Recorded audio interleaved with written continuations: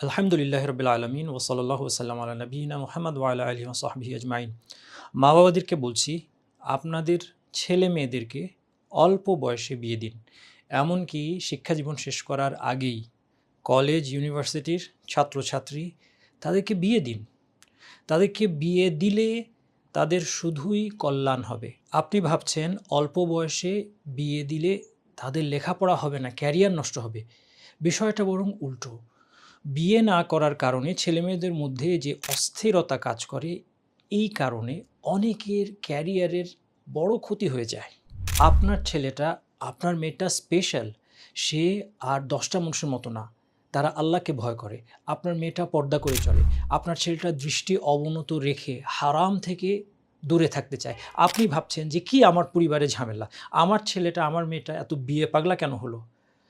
বাস্তবতা হচ্ছে, আপনার চারপাশে যে সমস্ত সেকুলার ফ্যামিলি আছে, তাদের মধ্যে দিনদারি নাই, যারা আল্লাহ ভীরু না, তাদের ছেলেমেয়েরা আপনি ভাবছেন তারা কত সুন্দর শান্তশিষ্ট হয়ে লেখাপড়া করছে। আপনি বোকা স্বর্গে বাস করছেন। তাদের সবার অবৈধ সম্পর্ক আছে, অথবা তাদের কামনা প্রশমিত করার অবৈধ হারাম উপায় তারা অবলম্বন করছে। কিন্তু আপনার স্পেশাল ছেলেটা বা মেয়েটা, তারা কিন্তু এই কাজটা করবে না। এই জন্য তাদেরকে তাদের সতীত্ব রক্ষায় এবং বৈধ পথে, আল্লাহর দেওয়া হালাল পথে তাদের প্রয়োজন পূরণ করতে সাহায্য করা, এটা আপনার কর্তব্য। দেখেন, আমি আপনাদেরকে একটা মাসআলা শিখাই, যেটা আমরা দ্বীনের শিক্ষকরা আপনাদেরকে শেখাতে আমরা ব্যর্থ হয়েছি। আমরা আপনাদেরকে দ্বীন সম্পর্কে অনেক আজগুবি হাবিজাবি জিনিস শিখাই, কিন্তু দরকারি মাসআলা শিখাই না। আজকে আমার কাছ থেকে আপনি শিখে নেন।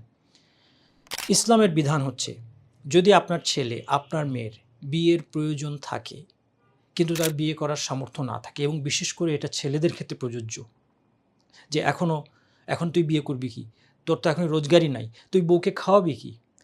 ইসলামের বিধান আমার কাছ থেকে জেনে নিন। যদি আপনার ছেলে, যেহেতু সে আজকে লেখাপড়া করছে, সে চাকরি জীবনে অথবা কর্মজীবনে ঢুকতে তার কিছুটা সময় বাকি আছে, তার যদি এখন বিয়ের প্রয়োজন হয়, আপনার উপর ফরজ দায়িত্ব তাকে বিয়ে করানো। এই দায়িত্বে যদি আপনি অবহেলা করেন, আপনি মুসলিম বলে আপনাকে বলছি, আপনি আল্লাহ এবং আখিরাতে বিশ্বাস করার দাবিদার বলে আপনাকে বলছি, আখিরাতের দিন আপনার সামনে কঠিন পরিস্থিতি অপেক্ষা করছে, এটা আপনি লিখে রাখুন। এবং শুধু আখিরাত নয়, আখিরাতের আগে দুনিয়াতে আপনি এর কুফল আপনাকে সাফার করতে হবে। আপনি কিসের ভয় পাচ্ছেন? দারিদ্র্যের ভয় করছেন? আপনার ঘরে 1টা 2টা 3টা বাচ্চা আছে, আপনার ঘরে একটা বউ যদি আসে, সে কত খাবে? আপনি গরিব হয়ে পড়বেন? আল্লাহ সম্পর্কে কেন আপনি এই কুধারণা পোষণ করছেন? আপনাকে আমি একটি হাদিস শোনাই, যদি আপনি আল্লাহ এবং আখিরাতে বিশ্বাসী হন। এই হাদিসটি শুনুন। রাসূলুল্লাহ সাল্লাল্লাহু আলাইহি সাল্লাম বলছেন, সালাসাতুন হাক্কুন আলাল্লাহি আউনুহুম। 3 প্রকার লোককে সাহায্য করা আল্লাহর কর্তব্য, আল্লাহর দায়িত্ব। তার মধ্যে একজন হচ্ছে আন-নাকিহ আল্লাযী ইউরিদুল আফাফ, যে নিজের পবিত্রতা, সতীত্ব রক্ষা করতে গিয়ে হারাম রিলেশনে জড়াবে না, এই জন্য সে বিয়ে করেছে। তার কাছে আল্লাহ সুবহানাহু ওয়া তাআলার পক্ষ থেকে সাহায্য আসবে। কাজে আপনার ছেলেটাকে, মেয়েটাকে ছাত্র বয়সে, ছাত্রী বয়সে, কলেজ বিশ্ববিদ্যালয়ে থাকতেই আপনি যদি বিয়ে দেন, আপনার দারিদ্র্যের ভয়ের তো কোনো সুযোগই নাই, বরং আল্লাহ সুবহানাহু ওয়া তাআলার সাহায্য আপনার পরিবারের উপর নেমে আসবে ইনশাআল্লাহ।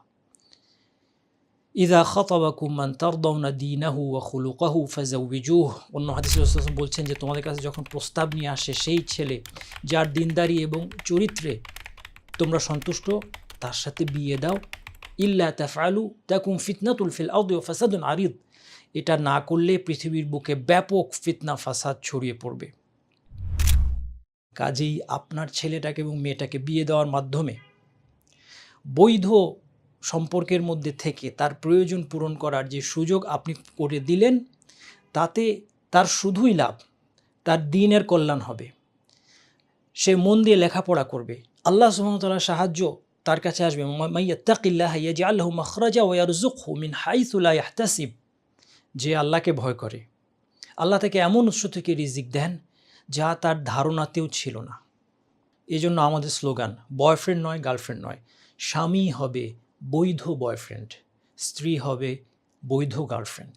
এই পবিত্র শরীয়তসম্মত সম্পর্কে আমাদের ছেলে মেয়েদেরকে আবদ্ধ করার মাধ্যমেই একমাত্র মুসলিম সমাজকে আমরা সমস্ত পঙ্কিলতা থেকে সংশোধন করতে পারব। আমি সকলের প্রতি এ বিষয়ে এগিয়ে আসার জন্য উদাত্ত আহ্বান জানাচ্ছি। আল্লাহ সুবহানাহু ওয়া তাআলা আমাদের সবাইকে বুঝার তৌফিক দান করুন। সুবহানাকাল্লাহুম্মা ওয়া বিহামদিকা আশহাদু আল্লা ইলাহা ইল্লা আনতা আস্তাগফিরুকা ওয়া আতুবু ইলাইক।